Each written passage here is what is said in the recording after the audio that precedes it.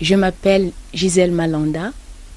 Je viens témoigner la gloire de Dieu pour le changement qu'il a effectué dans ma vie.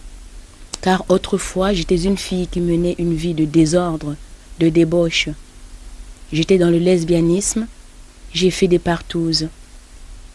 Mais j'ai connu le combat spirituel et là le Seigneur a transformé complètement ma vie. Il a mis en moi la crainte de son nom et maintenant je marche sous ses directives car lui il est le chemin de la vie.